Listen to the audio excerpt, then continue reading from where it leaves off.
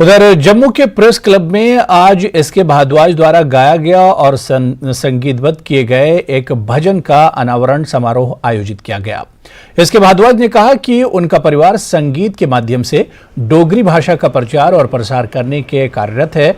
भारद्वाज ने यह भी कहा कि इस भजन में उन्होंने बाबा कालीवीर की गाथा का वर्णन किया है और जल्द ही वो राजा मांडलिक की गाथा का भी बखान करेंगे। जन्माष्टमी समारोह में हजारों लोग भगवान कृष्ण और राधा के रूप में तैयार बच्चों के साथ शोभा यात्रा जुलूस में शामिल हुए और पौराणिक प्राणों को दर्शाने वाले भजनों और झांकियों को संगत में शहर में रौनक छा गई।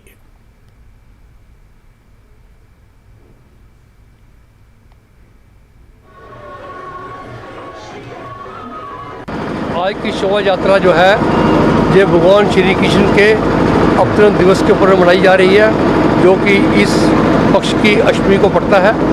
ये यात्रा बड़ी धूमधाम से मनाई जा रही है। लोगों के अंदर में भारी उत्साह है, क्योंकि यात्रा के अंदर में कोविड की वजह से विघ्न आया था।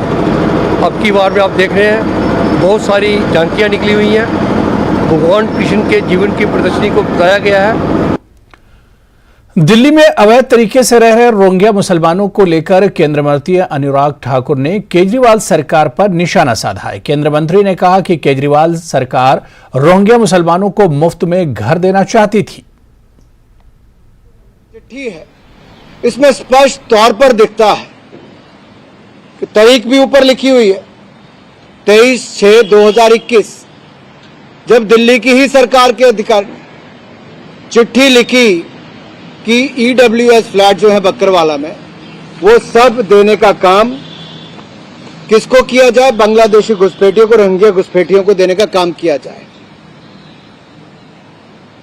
फिर झूठ बोलने का काम एक बार केजरीवाल जी और उनके मंत्रियों ने किया है, जो रेवड़ियां बांटने का काम करते रहे।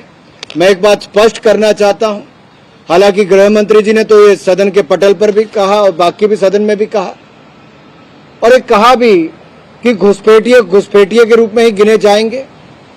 उनको वापस भेजने की बात विदेश मंत्रालय के माध्यम से संबंधित देशों से की जा रही है, और दिल्ली सरकार को डिटेंशन सेंटर बनाने के लिए कहा गया था, स्थान तय करने के लिए कहा गया था, लेकिन दिल्ली की सरकार ने पिछले 1-2 सालों में वो भी काम करने का काम नहीं किया है। ऐसी कौन सी मजबूरी है अरविंद केजरीवाल जी की कि डिटेंशन सेंटर वो नहीं तय कर पाए? ऐसी कौन सी मजबूरी अरविंद केजरीवाल जी की कि वो मुफ्त में राशन, दाल, पानी, चावल से लेकर बिजली से लेकर अब घर देने तक का काम रोहिंग्या मुसलमान के लिए करने की बात कर रहे हैं? हिमाचल कांग्रेस के प्रभारी राजीव शुक्ला ने हिमाचल में 2/3 सीटें जीतने का दावा किया है। कांग्रेस नेता राजीव शुक्ला ने कहा कि हिमाचल की जनता इस बार सरकार बदलना चाहती है। बीजेपी भले ही कह रही है कि हिमाचल में रिवाज बदलेगा, लेकिन कांग्रेस कह रही है कि इस बार राज बदलेगा।